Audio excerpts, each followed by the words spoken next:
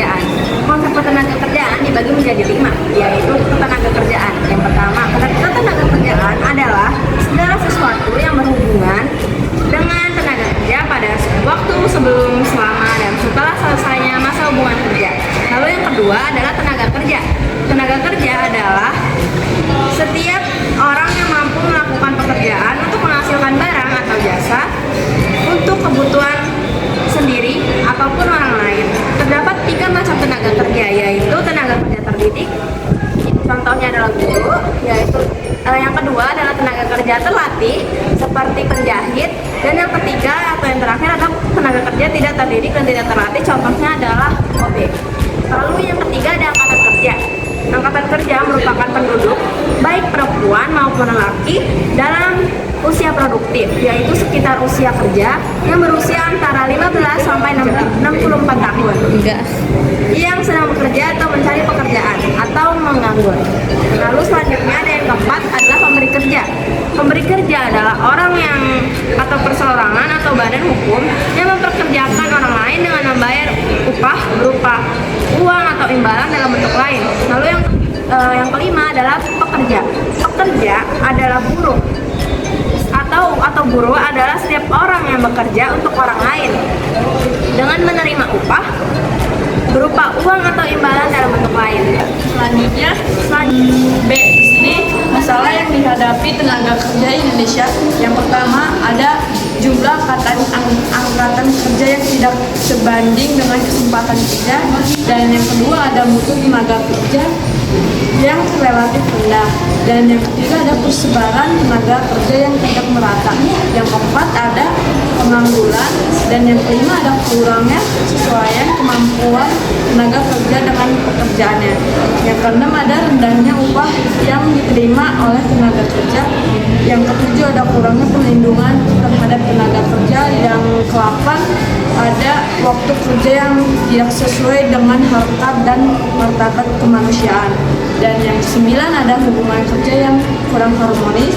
Yang ke-10 ada kesejahteraan dan kesehatan pekerjaan yang belum diperhatikan secara optimal.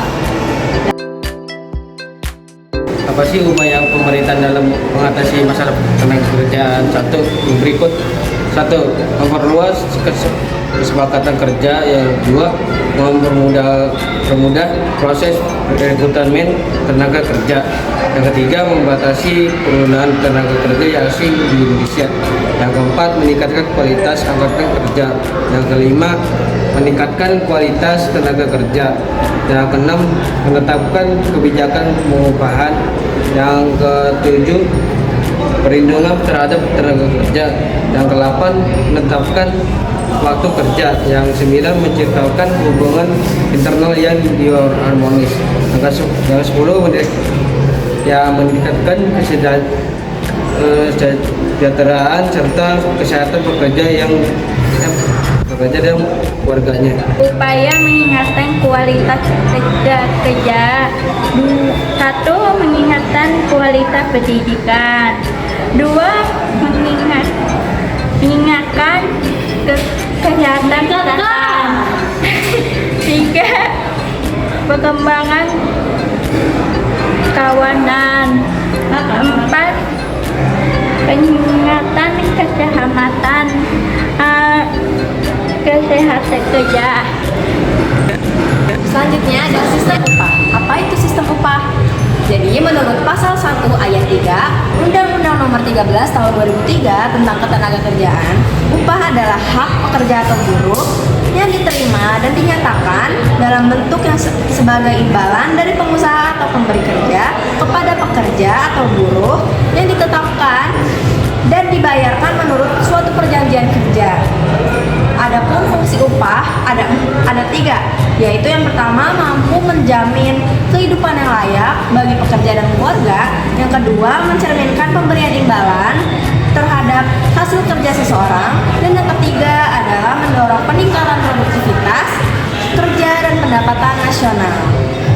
Sistem upah dibagi menjadi 2, yaitu yang pertama permintaan dan penawaran tenaga kerja, dan yang kedua kesepakatan pemberi dan penerima kerja. Lalu di sistem upah ini ada namanya upah Pemerintah Nomor 25 Tahun 2000 tentang kewenangan pemerintah kewenangan provinsi sebagai daerah otonom, maka diberlakukan upah minimum provinsi atau upah minimum kabupaten atau kota. Berikutnya, di sini saya akan membacakan pengangguran. Pengangguran adalah orang yang tidak mempunyai pekerjaan, sedang mencari pekerjaan, atau sedang mempersiapkan suatu usaha baru. Yang kedua, tingkat pengangguran adalah perbandingan antara jumlah penganggur dan jumlah angkatan kerja dalam kurun waktu tertentu yang ditanyakan dalam persentase. Oke, yang selanjutnya dampak pengangguran terhadap pembangunan nasional. 1. Apabila meningkatkan pengangguran tinggi, maka nilai komponen upah akan semakin kecil. Dengan demikian, nilai pendapatan nasional dan pendapatan per kapital akan semakin kecil. Yang kedua, apabila meningkatkan tinggi jumlah orang yang membayar pajak, penghasilan berkurang, akibatnya penerimaan negara berkurang. Yang ketiga, semakin lama orang menganggur, semakin besar beban psikologi yang harus ditanggung. Cara mengatasi pengangguran ada 4, yaitu cara mengatasi pengangguran siklis, yaitu dengan cara peningkatan daya beli masyarakat. Misalnya pemerintah membuka proyek yang bersifat umum seperti membangun jembatan, irigasi. Selain itu memperluas pasar barang dan jasa. Lalu yang kedua, cara mengatasi pengangguran struktural, yaitu dengan pengadaan pendidikan dan pelatihan tenaga kerja, seperti memindahkan tenaga kerja ke tempat yang membutuhkan dan meningkatkan mobilitas tenaga kerja dan mendirikan industri padat karya.